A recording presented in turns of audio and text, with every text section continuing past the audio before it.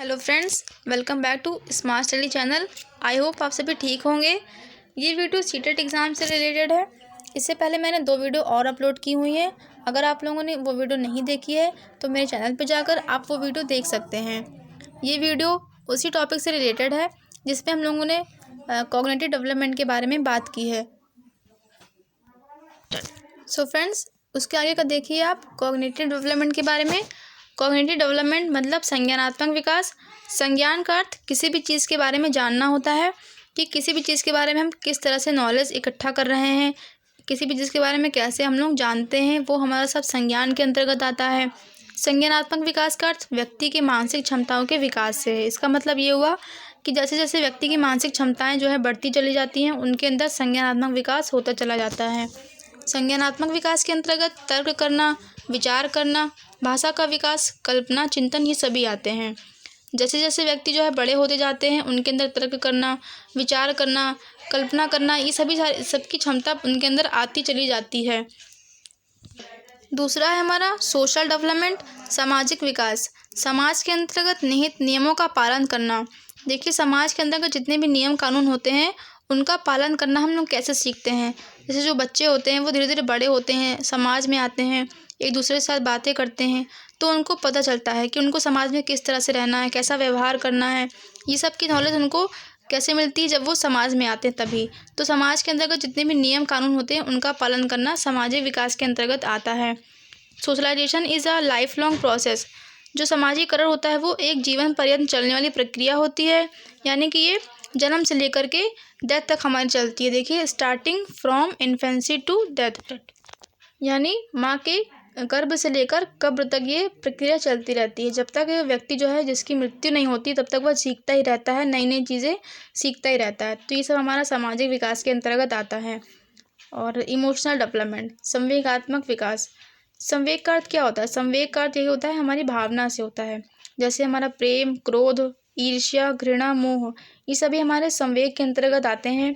व्यक्ति में जितने भी इमोशंस होते हैं ना, जैसे वो गुस्सा करता है और किसी से जैसे हेट करता है, नफरत करता है, तो ये सब कहाँ से आते हैं? ये सब उसके संवेगात्मक विकास से ही आते हैं। जैसे जैसे उसका डेवलपमेंट होगा, उसका संवेगात्मक विकास होगा, उसको जो है इन सभी चीज़ों के बारे में पता चलता रहेगा।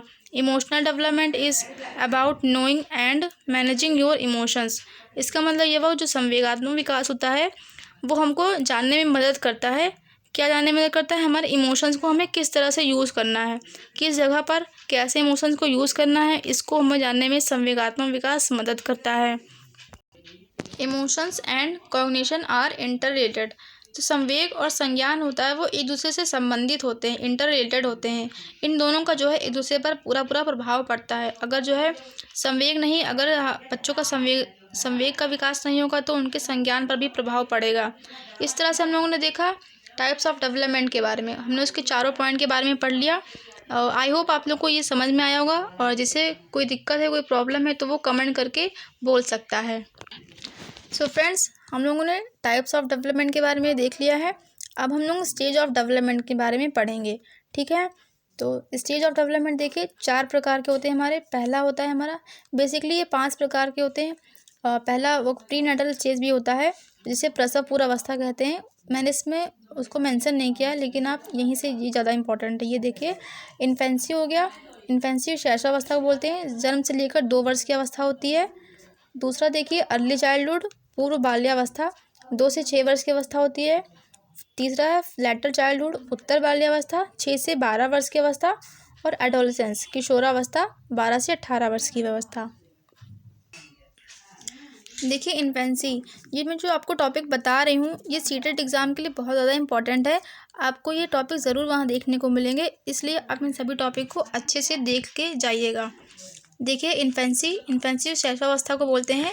ये अवस्था जन्म से लेकर 2 वर्ष तक की होती है। जब बच्चे को जन्म होता है, जन्म से 2 वर्ष तक की अवस्था, इसमें बच्चा क्या होता है, ज्ञानेंद्रियों से सीखता है। यानी जो उसके भी ज्ञानेंद्रियाँ होती हैं, जैसे ज्ञानेंद्रियों का मतलब उसके हाथ हो गया, उसकी आँखें हो गई, उसके टंग हो गए, तो इन सभी चीज़ों के बारे में अपनी जो भी उसकी ज्ञानेंद्रियाँ होती हैं उनसे सीखता है बच्चा, छू करके, देख करके, दूसरों पर आत्मनिर्भर होता है। शैशवावस्था में आप जानते ही हैं कि बच्चे जो होते हैं वो दूसरों पर निर्भर रहते हैं, यानी अपने माता पिता पर निर्भर होते हैं। वो कोई भी काम स्वयं नहीं कर सकते, है ना।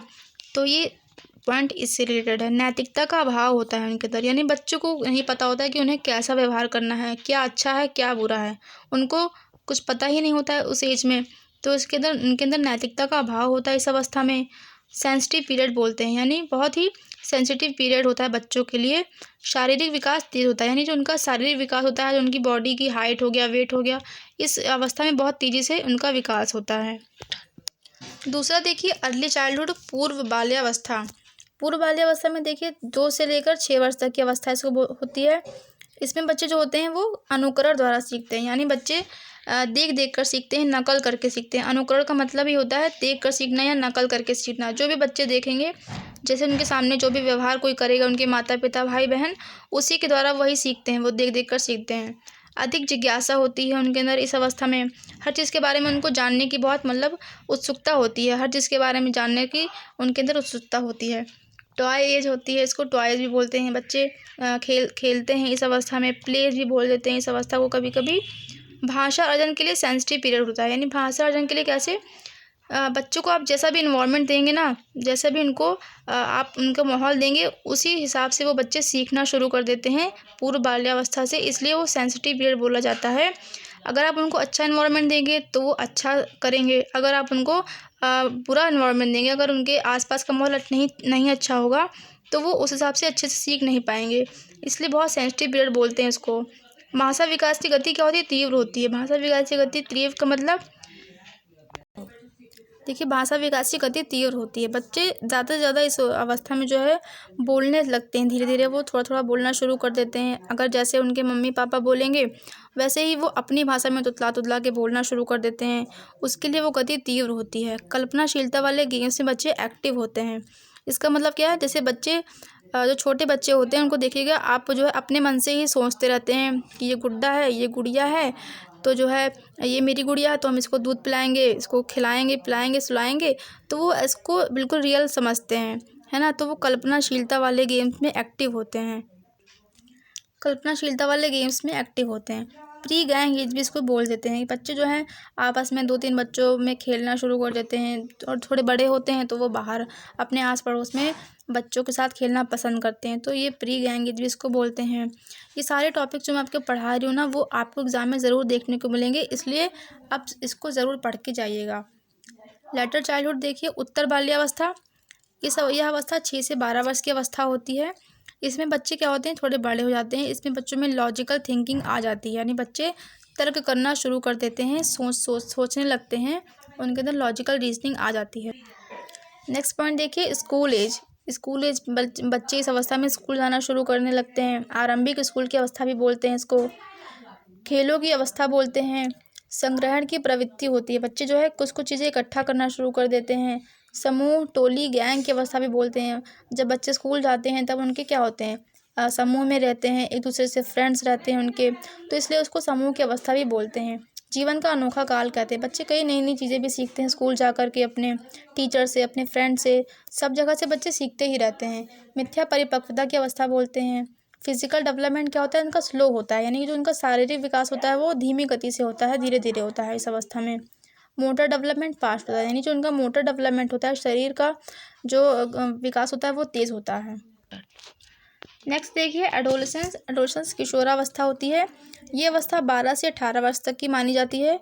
इसको गोया गोल्डन पीरियड भी बोलते हैं, और तनाव व तूफान की अवस्था बोलते हैं, क्योंकि किशोरावस्था में आप देखते हैं बहुत जो बच्चे होते हैं वो बहुत ज़्यादा तनाव में रहते हैं, मतलब कि उनको समझ में नहीं आता है कि वो क्या करें क्या नहीं करें, अपने मम्मी पापा की बात माने या अपने फ्रेंड्स की बात माने, उनके लिए क्या सही है क्या नहीं।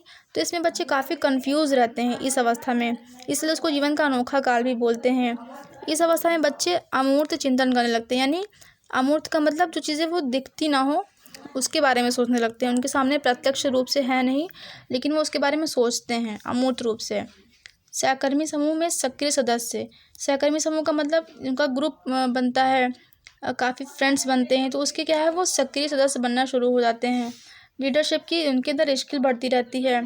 फिजिकल डेवलपमेंट उनका गति तेज़ होती है, यानी उनका जो शारीरिक विकास होता है ना बच्चों में, जो काफ़ी सारे चेंजेस आते रहते हैं। और जब बच्चे किशोरावस्था में आते हैं, हाइट बढ़ने लगती है, उनकी बॉडी में काफ़ी चेंजेस होने लगते हैं। ठीक। तो हीरो वर्शिप की भावना भी आती है, यानी बच्चे जो है वो किसी न किसी को अपना जो है हीरो वर्शिप समझते हैं, यानी किसी को अपना आदर्श मान के उनके जैसा बनने की कोशिश करते हैं।